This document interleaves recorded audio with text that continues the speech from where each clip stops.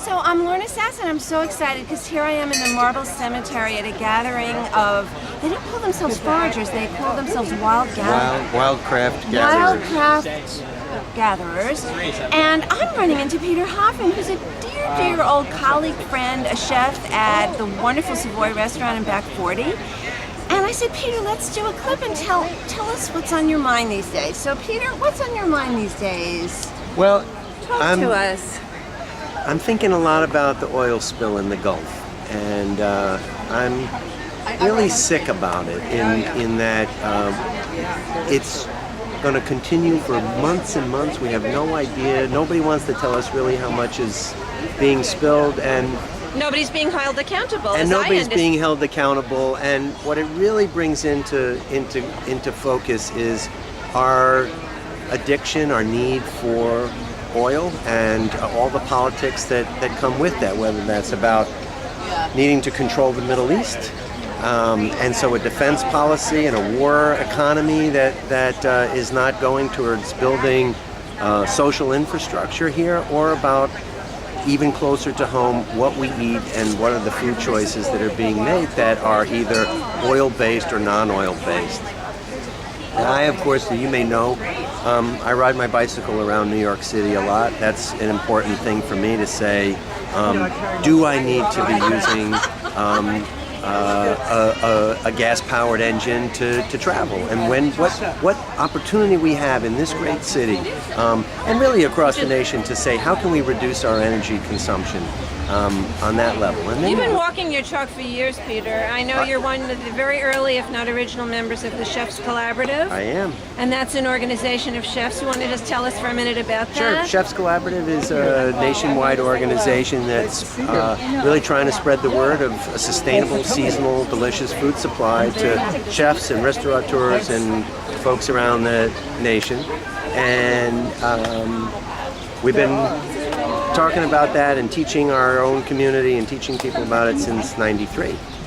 And so what greater moment to be thinking about those issues. I mean, it's there's a national conversation now going on about food that's never happened in this country before, and it's really exciting. So that people are saying, where does my food come from? How is it being raised? Let me scratch below the surface instead of just having someone mark it at me why I should buy this thing. I want to know the facts about it.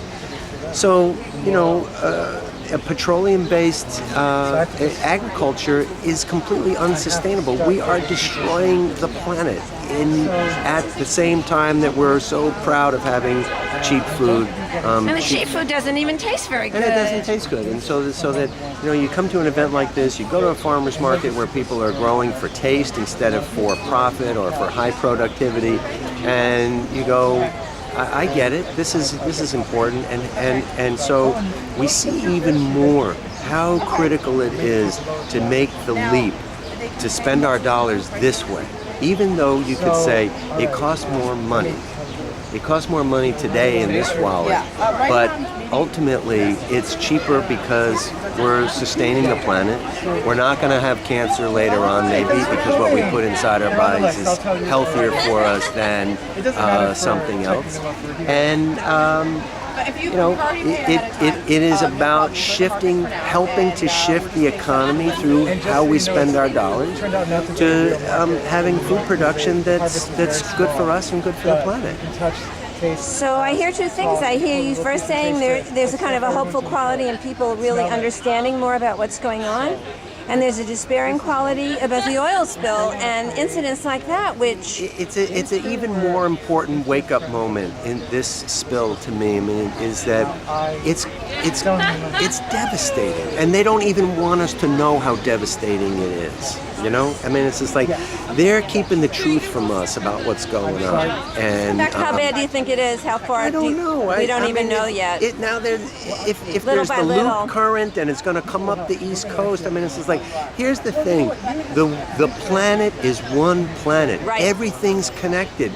In time, this oil will be at our doorstep. If you don't live in the Gulf, which I don't, it will be on our doorstep. So let's think about it.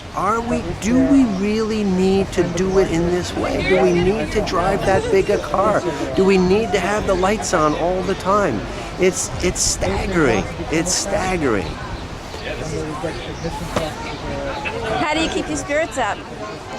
Well, as you can see, I'm depressed today. I've been upset about this for the last little bit. But I mean, it's a beautiful day. There's great food. I'm meeting somebody who's thinking about how to collect wild food in a gentle way instead of also ravaging the forest.